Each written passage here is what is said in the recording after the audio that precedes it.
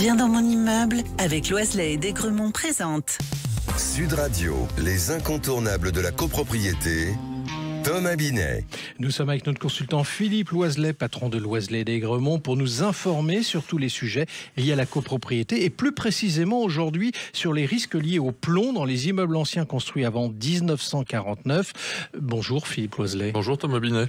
Philippe, on commence par le début. Pourquoi le plomb est-il une préoccupation dans les bâtiments anciens ? Le plomb était couramment utilisé dans les peintures, les canalisations et d'autres matériaux de construction avant son interdiction en France en 1949. Dans les bâtiments construits avant cette date, le plomb peut encore être présent, le plus souvent dans les quartiers les moins cossus de nos villes, ce qui pose un risque pour la santé, notamment pour les enfants et les femmes enceintes. L'exposition au plomb peut entraîner des troubles neurologiques dont le principal est le saturnisme, des problèmes de développement chez les enfants et d'autres problèmes de santé graves. Mais alors, quelles sont les obligations légales concernant le plomb dans ces immeubles ? Les copropriétés concernées ont l'obligation de réaliser ce qu'on appelle un constat de risque d'exposition au plomb, le CREP, et non pas la crêpe, avant la vente ou la location d'un bien. Ce constat doit être réalisé par un professionnel certifié et doit évaluer la présence de plomb dans les peintures et les revêtements en cas de travaux. Ce CREP doit être mis à jour pour garantir la sécurité des occupants. Mais alors que se passe-t-il si le constat de risque d'exposition au plomb révèle la présence du plomb ? Si du plomb est détecté dans les parties communes, la copropriété doit prendre des mesures pour gérer le risque qui en découle. Cela peut inclure des travaux de confinement ou de retrait des matériaux concernés.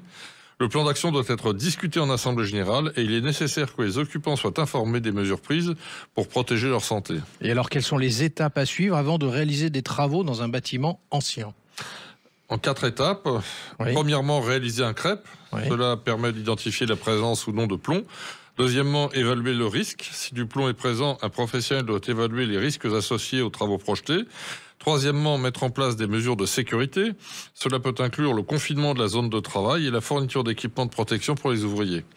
Et quatrièmement, avertir les occupants qui doivent être informés des risques et des mesures de sécurité mises en place. Et quelles sont les principales erreurs que les copropriétaires peuvent commettre en matière de gestion du plomb ?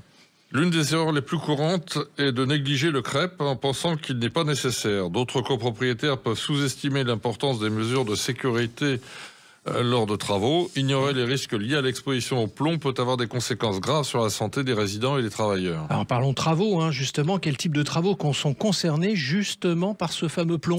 Les travaux comme le décapage de peinture ou la démolition de cloisons peuvent généralement générer de la poussière de plomb qui est toxique. En l'absence de précautions adéquates, cette poussière peut contaminer l'air intérieur et les surfaces, exposant ainsi les résidents à un risque d'intoxication. Et quelles sont, Philippe, les bonnes pratiques pour gérer le plomb lors de travaux ?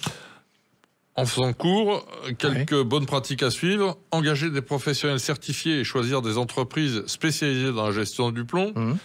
Mettre en place un plan de sécurité, cela inclut l'utilisation de protections adéquates et dans certains cas, heureusement peu fréquents, l'évacuation des occupants. Évaluer et contrôler les travaux. Un suivi régulier doit être effectué pour s'assurer que les normes de sécurité sont respectées. Et enfin, nettoyage rigoureux après les travaux. Il est crucial d'effectuer un nettoyage approfondi pour éliminer toute trace de plomb.